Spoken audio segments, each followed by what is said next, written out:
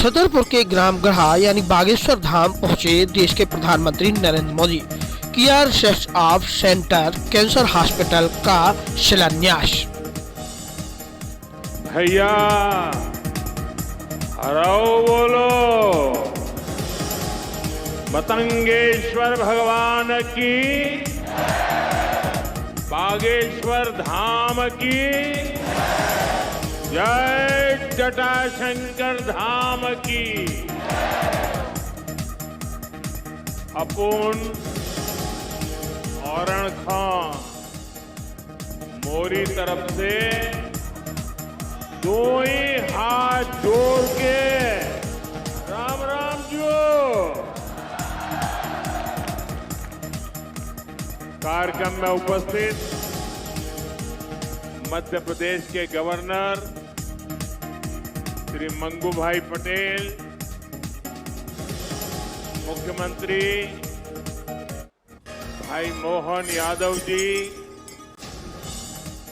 जगत गुरु पूज्य राम भद्राचार्य जी,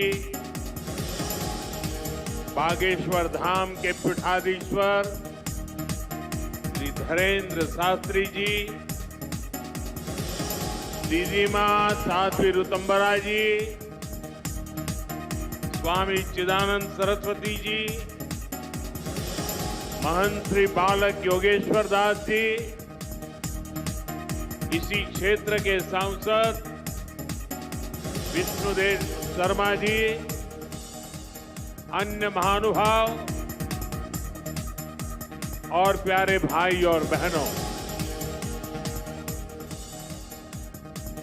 बहुत ही कम दिनों में मुझे दूसरी बार वीरों की इस धरती बुंदेलखंड आने का सौभाग्य मिला है। और इस बार तो बालाजी का बुलावा आया है।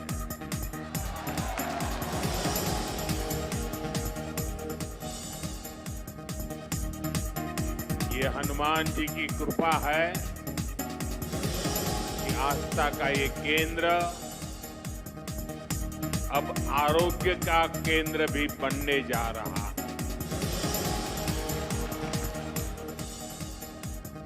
अभी मैंने यहां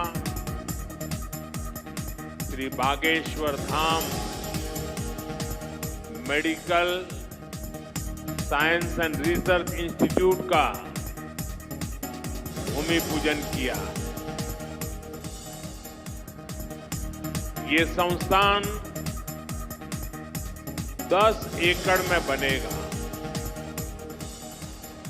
पहले चरण में ही इसमें 100 बेड की सुविधा तैयार होगी। मैं इस पुनीत कार्य के लिए श्री धीरेन्द्र शास्त्री जी का अभिनंदन करता हूं और बुंदेलखंड के लोगों को बहुत बहुत बधाई देता हूं। साथियों, आजकल हम देखते हैं कि नेताओं का एक वर्ग ऐसा है जो धर्म का मखौल उड़ाता है, उपहास उड़ाता है, लोगों को तोड़ने में जुटा है। और बहुत बार विदेशी ताकतें भी इन लोगों का साथ देकर देश और धर्म को कमजोर करने की कोशिश करती दिखती है। हिंदू आस्था से नफरत करने वाले ये लोग सदियों से किसी न किसी भेष में रहते रहे हैं। गुलामी की मानसिकता से घिरे हुए लोग हमारे मत, मान्यताओं और मंदिरों पर, हमारे संत, संस्कृति और सिद्धांतों पर हमला करते रहते हैं।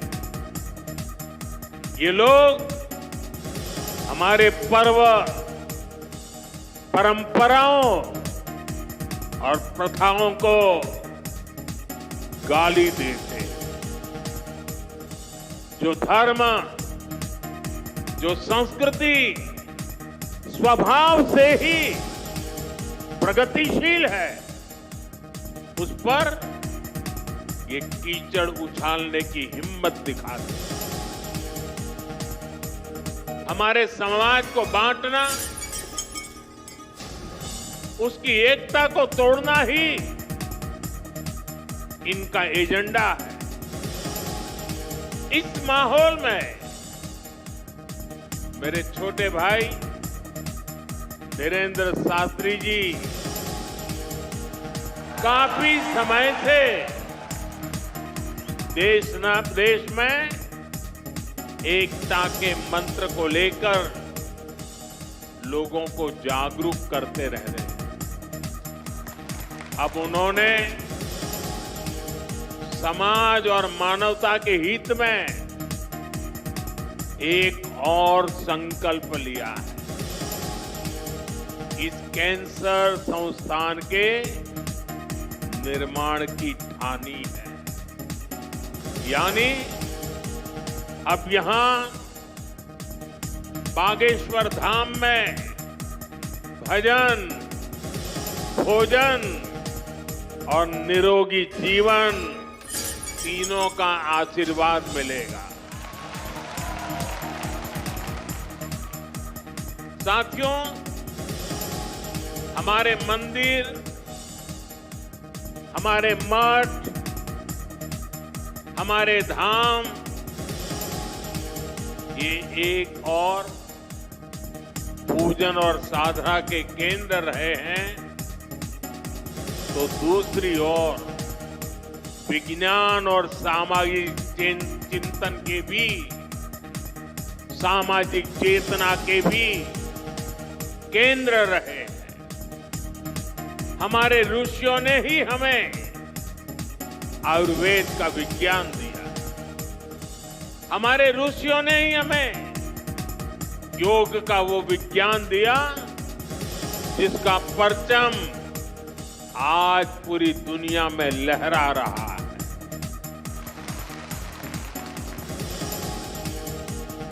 हमारी तो मान्यता ही है, परहित सरिस धर्म नहीं भाई, अर्थात दूसरों की सेवा, दूसरों की पीड़ा का निवारण ही धर्म है। इसलिए नर में नारायण, जीव में शिव, इस भाव से जीव मात्र की सेवा, यही हमारी परंपरा रही है। आजकल हम देख रहे हैं महाकुंभ की हर तरफ चर्चा हो रही है। महाकुंभ अब पूर्णता की ओर है। अब तक करोड़ों लोग वहां पहुंच चुके हैं। करोड़ों लोगों ने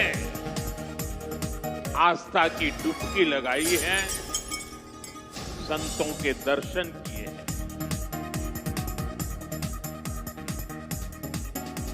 अगर इस महाकुंभ की तरफ नजर करें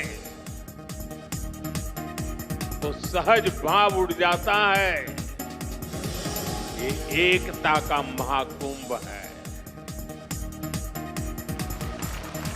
आने वाली सदियों तक 144 वर्ष के बाद हुआ ये महाकुंभ एकता के महाकुंभ के रूप से प्रेरणा देता रहेगा और देश की एकता को मजबूती देने का अमृत परोसता रहेगा। लोग सेवा भाव से लगे हुए जो भी कुंभ में गया है, एकता के दर्शन तो किए ही हैं, लेकिन जिन जिन से मेरा मिलना हुआ है, दो बातें महाकुंभ में गए हुए हर व्यक्ति के मुंह से हिंदुस्तान के कोने कोने में सुनाई देती है। एक, वे जी भर करके स्वच्छता कर्मियों की उनके गुणगान करते हैं। 24 घंटे जिस सेवा भाव से इस एकता के महाकुंभ में स्वच्छता के कार्य को संभाल रहे हैं, मैं आज उन सभी स्वच्छता के साथियों को आदरपूर्वक नमन करता हूं। दूसरी एक विशेषता है जो हमारे देश में बहुत कम सुनने को मिलती है, और इस बार मैं देख रहा हूं एकता के इस महाकुंभ से आए हुए हर यात्री कह रहा है कि इस बार एकता के महाकुंभ में पुलिस कर्मियों ने जो काम किया, एक साधक की तरह, एक सेवा व्रती की तरह पूरी नम्रता के साथ देश के कोटि कोटि जनों को संभालना, इस एकता के महाकुंभ में जिन पुलिस कर्मियों ने देश के लोगों का दिल जीत लिया है, वे भी बधाई के पात्र हैं। लेकिन भाइयों बहनों, प्रयागराज के इसी महाकुंभ में इसी सेवा भावना के साथ अनेक विध समाज सेवा के प्रकल्प चल रहे हैं, जिसकी तरफ मीडिया का तो ध्यान जाना बड़ा मुश्किल है, लेकिन ज्यादा चर्चा भी नहीं हुई है। अगर मैं सभी इस सेवा प्रकल्पों की चर्चा करूं तो शायद मेरा अगला कार्यक्रम डिस्टर्ब हो जाएगा, लेकिन मैं एक का उल्लेख करना चाहता हूं। इस एकता के महाकुंभ में नेत्र महाकुंभ चल रहा है। इस नेत्र महाकुंभ में देश के कोने कोने से आए हुए यात्री, गरीब परिवारों से आए हुए लोग, उनकी आंखों की जांच होती है, मुफ्त में होती है।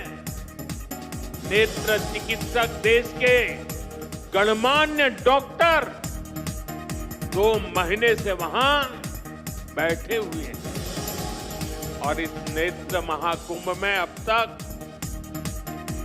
2 लाख से ज्यादा मेरे भाई बहनों की आंखों की जांच हो चुकी है।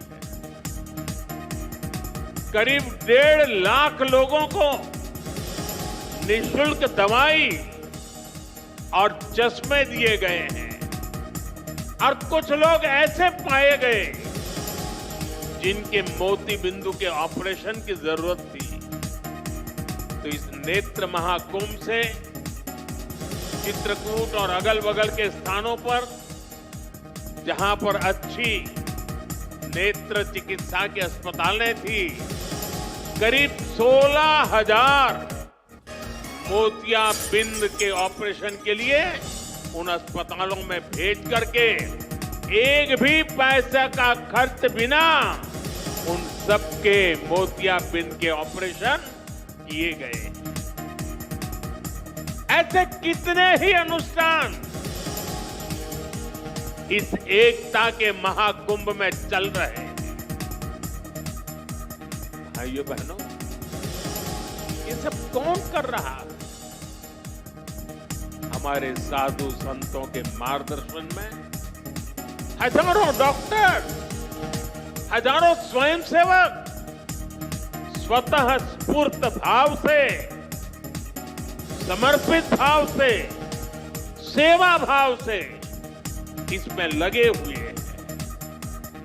जो लोग एकता के इस महाकुंभ में जा रहे हैं, वो इन प्रयासों की सराहना कर रहे हैं। भाइयों बहनों, ऐसे ही भारत में कितने ही बड़े बड़े अस्पताल भी हमारी धार्मिक संस्थाओं द्वारा चलाए जा रहे हैं। धार्मिक ट्रस्ट के द्वारा हेल्थ और साइंस से जुड़े कितने ही रिसर्च इंस्टीट्यूट चलाए जा रहे हैं। करोड़ों गरीबों का इलाज और सेवा इन संस्थानों में होती है। मेरी दीदी माँ यहाँ बैठी है, अनाथ बालिकाओं के लिए जिस प्रकार से समर्पण भाव से वो सेवा करती है, अपना जीवन बेटियों के लिए उन्होंने समर्पित कर दिया। साथियों, यहीं पास में हमारे बुंदेलखंड का चित्रकूट, प्रभु राम से जुड़ा ये पवित्र तीर्थ खुद दिव्यांगों और मरीजों की सेवा का कितना बड़ा केंद्र है। मुझे खुशी है इस गौरवशाली परंपरा में बागेश्वर धाम के रूप में एक और नया अध्याय जुड़ने जा रहा है। अब बागेश्वर धाम में आरोग्य का आशीर्वाद भी मिलेगा। मुझे बताया गया है यहां 2 दिन बाद महाशिवरात्रि के दिन 251 बेटियों के सामूहिक विवाह महोत्सव का भी आयोजन होगा। मैं इस पुण्य कार्य के लिए भी बागेश्वर धाम की सराहना करता। मैं सभी नवविवाहिता दंपतियों को, मेरी बेटियों को सुंदर और सुखी जीवन के लिए अग्रिम बधाई देता हूं, हृदय से आशीर्वाद देता हूं। साथियों, हमारे शास्त्रों में कहा गया है, शरीर माध्यम खलु धर्म साधनम, अर्थात हमारा शरीर, हमारा स्वास्थ्य ही हमारे धर्म, हमारे सुख और हमारी सफलता का सबसे बड़ा साधन है। इसलिए जब देश ने मुझे सेवा का अवसर दिया तो मैंने सबका साथ सबका विकास के मंत्र को सरकार का संकल्प बनाया और सबका साथ सबका विकास के इस संकल्प का भी एक बड़ा आधार है सबका इलाज, सबको आरोग्य। इस विजन को पूरा करने के लिए हम अलग अलग स्तर पर फोकस कर रहे हैं। हमारा फोकस है बीमारी से बचाव पर। आप मुझे बताइए, यहां स्वच्छ भारत अभियान के तहत टॉयलेट, शौचालय हर गांव में बने हैं कि नहीं बने हैं? इससे आपकी मदद हुई कि नहीं हुई? आपको पता है, शौचालय बनने से एक और फायदा हुआ है। शौचालय बने हैं तो गंदगी से होने वाली बीमारियां भी कम हुई है। एक स्टडी कहती है, जिन घरों में शौचालय बने हैं वहां हजारों रुपये बीमारी पर खर्च होने से बचे हैं। साथियों, 2014 में हमारी सरकार आने से पहले हालात ये थी कि देश में गरीब जितना बीमारी से नहीं डरता था, उससे ज्यादा डर उसे इलाज के खर्च से लगता था। अगर परिवार में कोई एक व्यक्ति भी गंभीर बीमारी का शिकार हो जाए तो पूरा परिवार संकट में आ जाता था। मैं भी आप सबकी तरह गरीब परिवार से निकला हूं। मैंने भी इन तकलीफों को देखा है और इसलिए मैंने संकल्प किया है, मैं इलाज का खर्च कम करूंगा और आपकी जेब में ज्यादा से ज्यादा पैसे बचाऊंगा। मैं आपको बार बार हमारी सरकार की कुछ योजना, कल्याणकारी योजनाओं की जानकारी देता रहता हूं ताकि एक भी जरूरतमंद योजनाओं से छूटे नहीं। इसलिए मैं कई जरूरी बातें आज फिर यहां दोहरा रहा हूं और मैं आशा करता हूं आप इसे याद भी रखेंगे और अपने परिचितों को जरा बताएंगे भी। बताएंगे ना? पक्का बताएंगे? ये भी सेवा का ही काम है। इलाज के खर्च का बोझ कम होना चाहिए कि नहीं होना चाहिए? इसलिए मैंने हर गरीब के मुफ्त इलाज की व्यवस्था कर दी। 5 लाख तक का इलाज बिना किसी खर्च के। किसी बेटे को अपने माँ बाप के इलाज के लिए 5 लाख रुपए तक खर्च नहीं करना पड़ेगा। ये दिल्ली में आपका जो बेटा बैठा है ना, वो काम वो करेगा। लेकिन इसके लिए आपको आयुष्मान कार्ड बनवाना है। मुझे आशा है कि यहां बहुत सारे लोग होंगे जिनका आयुष्मान कार्ड जरूर बना होगा। जिनका नहीं बना है वो भी जल्दी से बनवा ले। और मैं मुख्यमंत्री जी को भी कहूंगा कि इस काम को, इस क्षेत्र में अगर कोई छूट गए हो तो तेजी से इसको आगे बढ़ाया जाए। साथियों, एक और बात आज आपको याद रखनी है। अब गरीब, अमीर, मध्यम वर्ग, कोई भी परिवार हो, परिवार में 70 साल से अधिक उम्र के सभी बुजुर्गों के लिए भी मुफ्त इलाज के लिए आयुष्मान कार्ड बन रहे हैं। ये कार्ड भी ऑनलाइन ही बन जाएंगे। इसके लिए कहीं किसी को कोई पैसा देना नहीं है और अगर कोई पैसे मांगता है तो सीधे मुझे चिट्ठी लिखना, बाकी काम मैं कर लूंगा।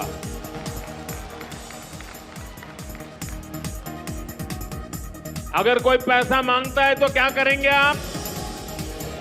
लिखेंगे? मैं इन संत महात्माओं को भी कहता हूं कि आप भी जरा आयुष्मान कार्ड का प्रबंध कर दीजिए ताकि आपको कभी बीमारी में मुझे सेवा करने का मौका मिले। आपको तो बीमारी आने वाली नहीं है, लेकिन अगर कहीं आ जाए तो भाइयों बहनों, कई बार इलाज के लिए अस्पताल में भर्ती होने की जरूरत नहीं पड़ती। डॉक्टर की लिखी दवाई घर पर ही खानी पड़ती है। ऐसे में मेडिकल स्टोर से सस्ती दवाई मिले, मैंने इसका भी इंतजाम किया है। इस खर्च को कम करने के लिए देश में 14,000 से ज्यादा जन औषधि केंद्र खोले गए हैं। और ये जन औषधि केंद्र ऐसे हैं कि जो दवाई बाजार में 100 रुपये में मिलती है, जन औषधि केंद्र में वही दवाई सिर्फ 15, 20, 25 रुपये में मिल जाती है। अब आपका पैसा बचेगा कि नहीं बचेगा? तो आपको जन औषधि केंद्र से दवाई लेनी चाहिए कि नहीं लेनी चाहिए? दूसरी एक बात मैं करना चाहता हूं। आजकल बहुत बार खबरें आती हैं, गांव-गांव किडनी की भी बीमारी काफी फैल रही है। अब किडनी की बीमारी जब बढ़ जाती है तो लगातार डायलिसिस करानी पड़ती है, नियमित रूप से करानी पड़ती है, दूर दूर जाना पड़ता है, खर्चा बहुत लगता है। आपकी ये मुसीबत कम हो, इसलिए हमने देश के 700 से ज्यादा जिलों में 1,500 से ज्यादा डायलिसिस सेंटर खोले हैं। यहां मुफ्त डायलिसिस की सुविधा भी उपलब्ध है। सरकार की इन सब योजनाओं की जानकारी आपको भी होनी चाहिए और आपको अपने परिचितों में भी सबको बताना चाहिए। तो मेरा इतना काम करोगे? जरा सब हाथ ऊपर करके बताइए, करोगे? आपको पुण्य मिलेगा। ये सेवा का काम है। साथियों, बागेश्वर धाम में कैंसर मरीजों के लिए इतना बड़ा अस्पताल खुलने जा रहा है, क्योंकि कैंसर अब हर जगह बड़ी परेशानी बन रहा है। इसलिए आज सरकार, समाज, संत सब कैंसर के खिलाफ लड़ाई में मिलकर प्रयास कर रहे हैं। भाइयों बहनों, मुझे पता है गांव में अगर किसी को कैंसर हो जाए तो उससे लड़ना कितना मुश्किल होता है। पहले तो बहुत दिनों तक पता ही नहीं चलता कि कैंसर हुआ है। बुखार और दर्द की घरेलू दवाएं ही आमतौर पर लोग लेते रहते हैं। और कुछ लोग तो पूजा जाप में चले जाते हैं, किसी तांत्रिकों के हाथ में फंस जाते हैं। जब तकलीफ बहुत बढ़ जाती है या गांठ दिखने लगती है, तब जाकर बाहर दिखाते हैं, तब पता चलता है कि कैंसर हुआ है। और कैंसर का नाम सुनते ही पूरे घर में मातम छा जाता है, सब कोई घबरा जाता है, सारे सपने चूर चूर हो जाते हैं। और ये भी समझ नहीं आता कि कहां जाना है, कहां इलाज कराना है। ज्यादातर लोगों को दिल्ली मुंबई का ही पता होता है। इसलिए हमारी सरकार इन सब तकलीफों के समाधान में लगी है। इस साल जो बजट आया है उसमें भी कैंसर से लड़ने के लिए कई सारी घोषणाएं की गई है। और मोदी ने तय किया है कि कैंसर की दवाओं को और सस्ता किया जाएगा। अगले 3 साल में देश के हर जिले में कैंसर डे केयर सेंटर खोले जाएंगे। डे केयर सेंटर में जांच भी होगी और आराम करने की सुविधा भी होगी। आपके पड़ोस में ही जो जिला अस्पताल है, चिकित्सा केंद्र हैं, वहां कैंसर क्लिनिक भी खोले जा रहे हैं। लेकिन भाइयों बहनों, आपको मेरी एक बात अच्छी लगे या बुरी लगे, लेकिन इसको कुछ करना ही पड़ेगा। याद रखना और जीवन में लागू। कैंसर से सुरक्षा के लिए आपको भी सावधान और जागरूक होना पड़ेगा। सबसे पहली सावधानी ये है कि समय से कैंसर की पड़ताल, क्योंकि एक बार कैंसर फैल गया तो उसे हराना उतना ही मुश्किल हो जाता है। इसलिए हम 30 साल से ज्यादा उम्र के सभी लोगों की जांच के लिए एक अभियान चला रहे हैं। आप सबको इस अभियान का फायदा उठाना चाहिए, हिस्सा बनना चाहिए। लापरवाही नहीं करनी। थोड़ी सी भी जो शंका हो तो कैंसर की तुरंत जांच करवानी।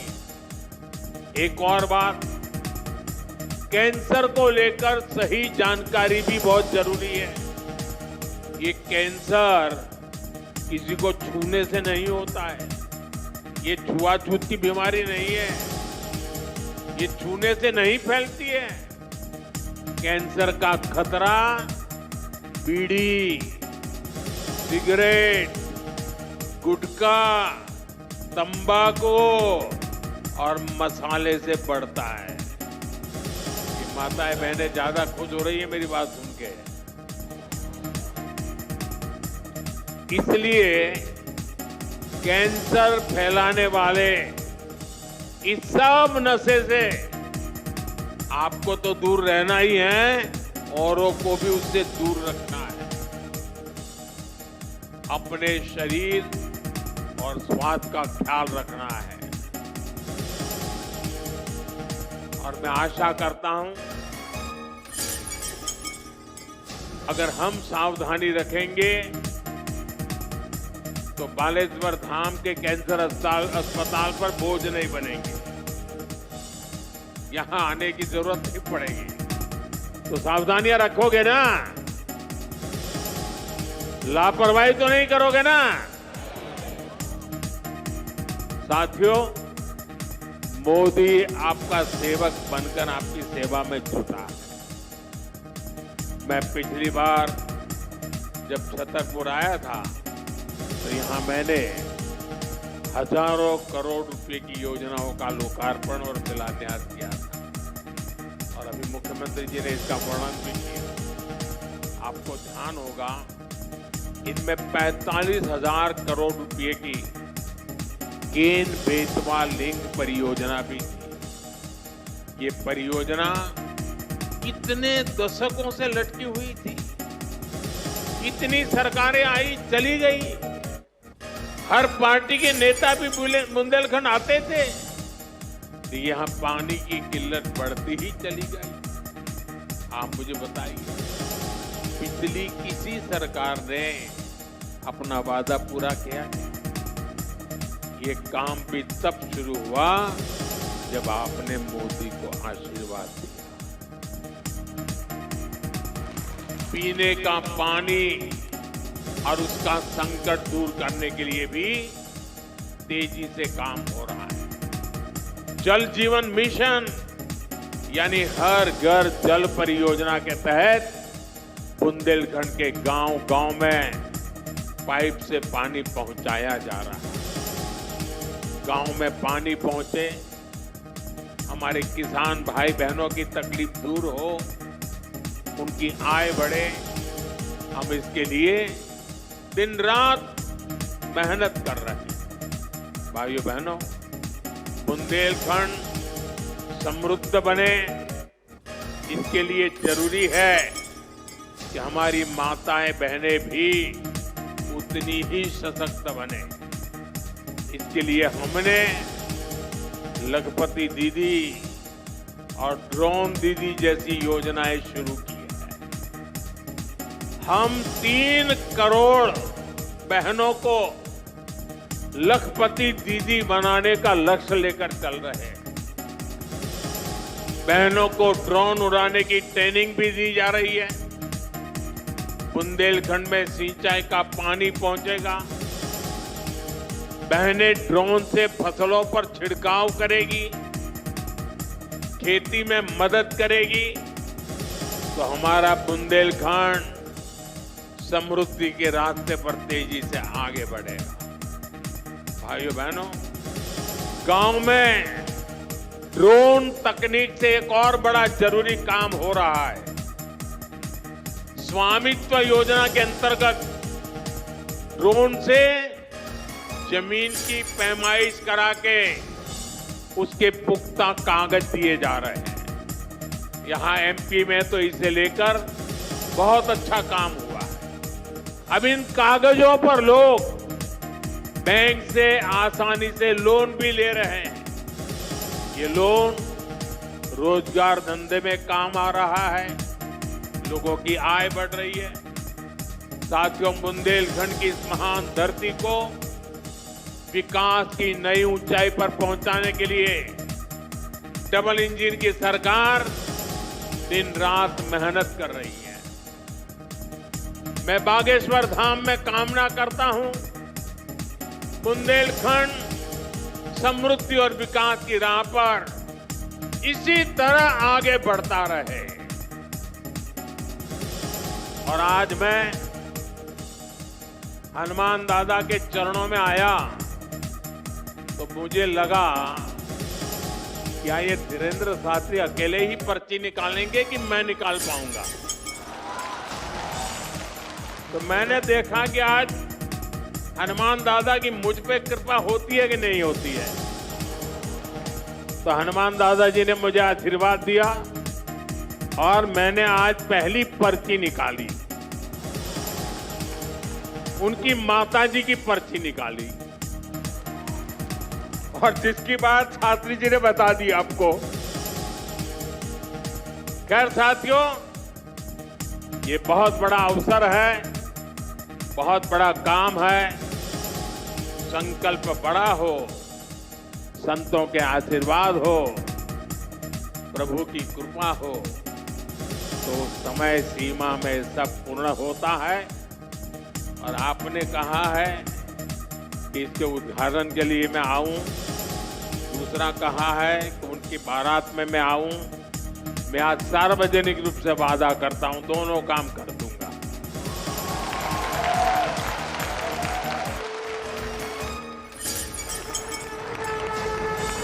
आप सभी को एक बार फिर मेरी बहुत बहुत शुभकामनाएं, बहुत बहुत धन्यवाद। हर हर